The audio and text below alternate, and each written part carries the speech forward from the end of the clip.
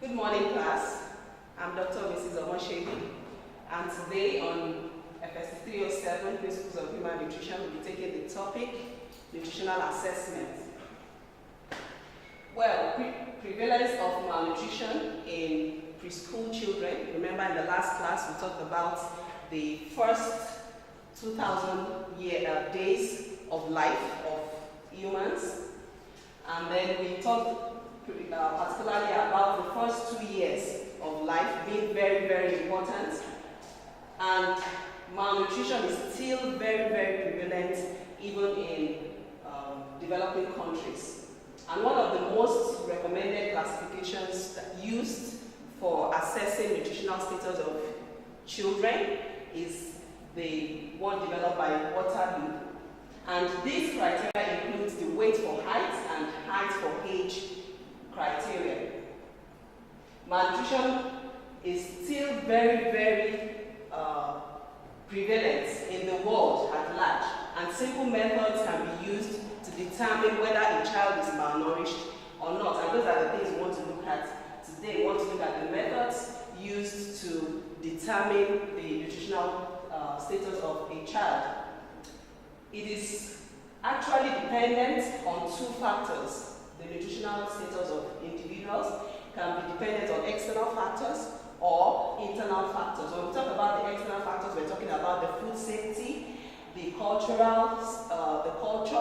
of the place where the person is living, social factors, and economic factors. That is how much money the person is earning and how much is available to get adequate or balanced diet. The internal factors come to be when we talk about the age of the child, the sex, nutrition, behavior, physical activity, and diseases that the child might have. So the nutritional status of a person can be measured using the popular method known as the ABCDE method. The ABCDE method is actually an acronym. A standing for anthropometric method, the B, biochemical method, C, clinical method, the D, demographic factor method, and then the E, the environmental and social factors method. So today we'll be looking at the anthropometric method. And it's actually very, very important to determine the nutritional status of children because of certain factors or because of certain reasons. And one of the reasons is that you want to know if the child is deficient in any nutrients at all. And then when you determine whether the person is deficient in a particular nutrient, you'll be able to know whether the person is fit or the person is healthy or not. And then it is important to check, holistically, not just taking a particular aspect and then leaving it the other aspect. So you must check the internal factors, compare them with the external factors that could be responsible for the nutritional status of that child. Now, going deeply into the anthropometric method, the word anthropometric comes from two words. We have anthropo and then we have metric. Anthropo meaning human and then metric meaning measurement. And this entails just measuring body parts, checking for weight, for height, diameters, circumferences of particular parts of the body. And this is actually used more for children because they are still in their growing age, or they are within their growing age limit. And within those first 2 years of life, we can actually monitor their growth such that you will know whether they are getting enough nutrition, adequate nutrition, or not. Now, the first anthropometric data that should be taken is the height of a child. Now, this is done by putting the child in a straight position, upstanding. The child should be standing straight, and you will see how it is done here. Usually, you need two people to take this measurement. Here is the person taking the measurement, and here we have the assistant. Both of them usually will be on their knees. The assistant helps will use his right hand to keep the ankle against the back of the measuring equipment, and then uses his or her left hand to keep the knee towards the back, while the measurer uses his or her hand to hold the chin in a steady position and makes sure that the shoulders are, stable. And then with the other hand, he can now take the measurement.